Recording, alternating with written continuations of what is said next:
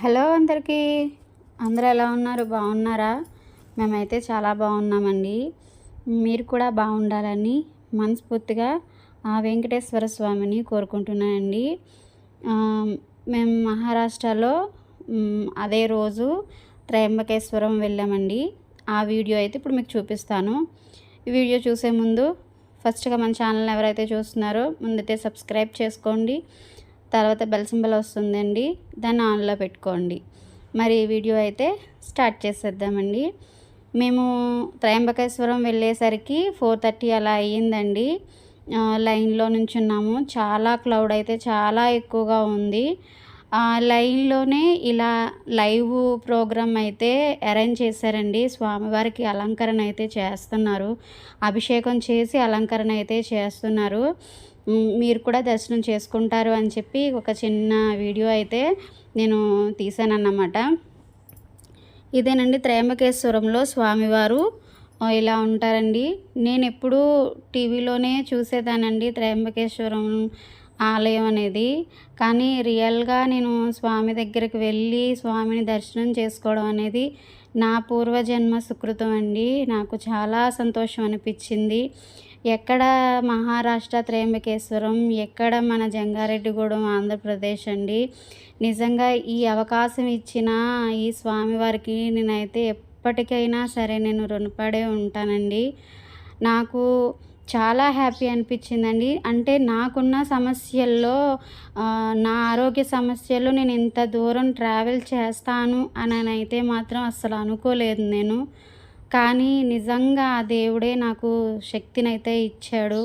శక్తినిచ్చాడు, ఓపికనిచ్చాడు. అంత దూరం ట్రావెల్ చేసి ఆ ఫుడ్ కూడా నాకైతే స్టమక్ ప్రాబ్లం కూడా ఉందండి. ఫుడ్ కూడా పడదేమో అనుకున్నాను.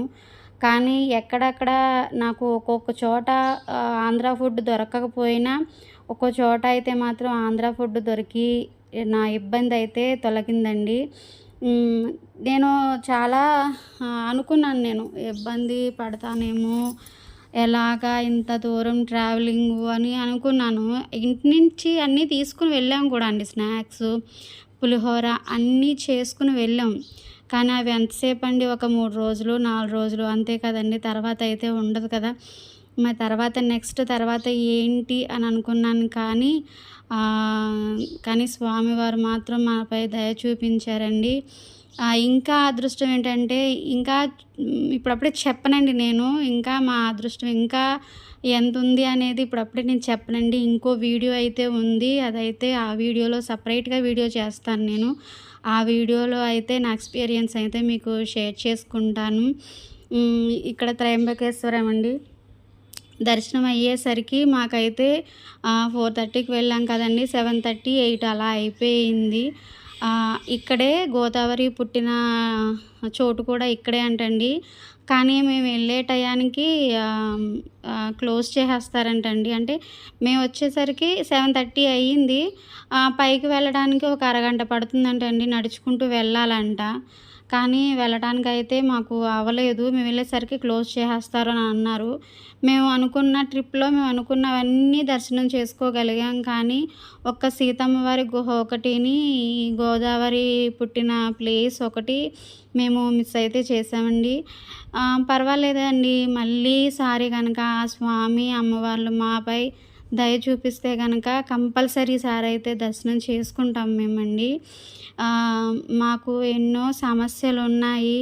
కానీ ఈ పుణ్యక్షేత్రంలో మేము వెళ్ళినందుకైతే మాత్రం మీతో ఇప్పుడు మాట్లాడుతుంటేనే నాకైతే ఫీలింగ్ అయితే వచ్చేస్తుంది. ఏడుపు అయితే వచ్చేస్తుంది.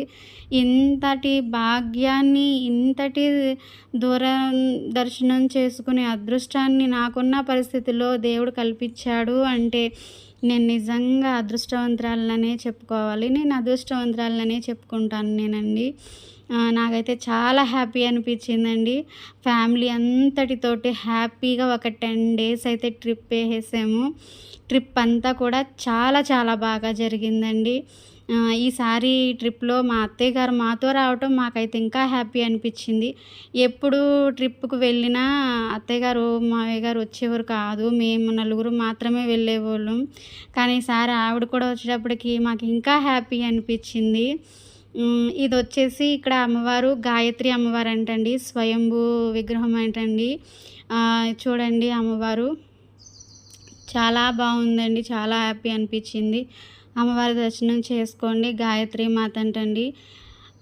ఇక్కడ గాయత్రి శ్లోకం చదువుకుంటూ అమ్మవారిని అయితే దర్శనం చేసుకున్నాను నేను.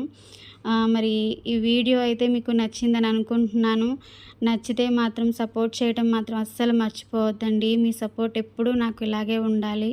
స్వామి అమ్మవారి సపోర్ట్ ఉన్నట్టు మీ సపోర్ట్ కూడా నాకు ఉంటే చాలా బాగుంటుంది.